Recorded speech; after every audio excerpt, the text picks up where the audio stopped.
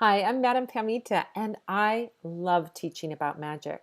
If you have a question about spells, the law of attraction, spirituality, witchcraft, Slavic folk magic, spirits, divination, you can join me on Sundays at the Live Magic Q&A where we record an episode of my podcast, Magic and the Law of Attraction, and then I answer your questions on anything mystical or magical live over Zoom. Just go to spellsquad.com to get the link to join me in the clubhouse. And don't forget to subscribe to this YouTube channel and click the bell icon so you get a gentle, magical reminder and you'll be the first witch to see whenever anything new goes up. Here's a great tidbit from one of our past Q&As answering a really important spiritual question. Ayana says, I would like to do a honey jar for the principal investigator of a research project I want to be a part of. He has an application process that opens at the end of spring 2022 for positions within his team. Could I start the honey jar now or should I wait until closer to spring? If you know his name or her name, you know his name, you can do it now. I would recommend starting your honey jar as soon as you know the person's name, as soon as you can start working on them. The reason for that is this: a honey jar spell is like sanding a block of wood.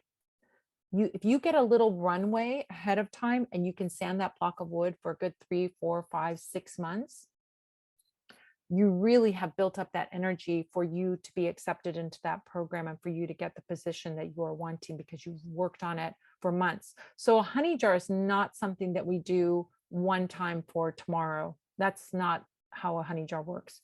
Other spells, there are lots of other spells that you can do instant, have that instant thing. A candle, a quick candle, a birthday candle, right? If you need it right now, do a birthday candle. Don't do a honey jar. But since you got this knowledge, you know who the person is. Do you have a picture of them or something that they signed, or pull the picture off of line about them, or maybe their business card, any artifact that you can have. Now, it doesn't have to be a piece of their hair. I want to point that out because this is not an intimate relationship. This is a distant relationship. So you don't want a piece of their hair because you aren't going to be close to them. So you want to get on this project. You can use a business card, a photograph, a signature, a copy of their signature. Any of those things will be nice, strong personal concerns for that honey jar. I would recommend using orange candles to open up the opportunity. Maybe you want to alternate orange for opportunity and green for bringing in the job. That could be a great way of working.